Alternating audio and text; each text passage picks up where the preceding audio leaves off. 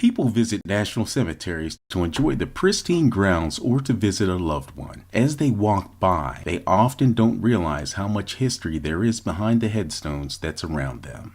At Fort Sam Houston National Cemetery in San Antonio, Texas, there are 17 headstones in a row. They are unusual markers in what they don't show. While neighboring headstones list the service member's name, dates of birth and death, branch of service, military rank, and significant military awards, 17 reflect only their names and dates of death, with no rank or military affiliation indicated. There is a story behind these 17 headstones. It is a story of racial tensions that boiled over into one of the most notorious mutinies in American military history. And it is a story of how this incident forever changed military justice. The 3rd Battalion, 24th Infantry Regiment, was a unit of Buffalo soldiers, black enlisted men commanded by white officers. After the U.S. joined World War I, the Army expanded dramatically in size. To accommodate the training of new draftees, camps were constructed across the southern tier of the United States throughout the summer and fall of 1917. In July, the soldiers of the 3rd Battalion were sent to guard the construction of one such camp, Camp Logan in Houston, Texas. Texas was firmly part of the Jim Crow South in 1917, and the white residents of Houston did not welcome the sight of black men in Army uniforms carrying weapons. For their part, the soldiers of the 3rd Battalion bristled at the racist taunts and insults hurled at them by the local populace. Verbal abuse was oftentimes augmented by physical harassment by the members of Houston's notoriously racist police force. Events came to a head on the night of August 23, 1917.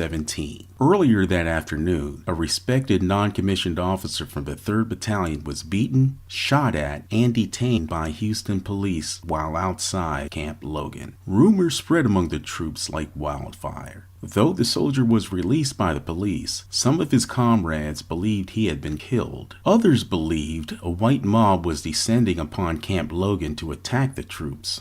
100 or more of the soldiers took up arms and marched upon the town. There was indiscriminate shooting, as well as deliberate targeting of civilians and military alike. Amid the chaos, 19 persons died, 15 white and 4 black. Although Army officials later concluded that consistent racist hostility contributed to the violence, the soldiers ultimately left camp against direct orders and were charged with mutiny and various other crimes per the Articles of War. The 3rd Battalion was disarmed and shipped to San Antonio, where 118 of them were court-martialed at Fort Sam Houston over the course of 3 trials in late 1917 and early 1918. It was the largest mass court-martial in Army history. All 3 trials were flawed by serious irregularities, which included a rushed schedule and only a single officer appointed to defend all the defendants. And that officer was not an attorney.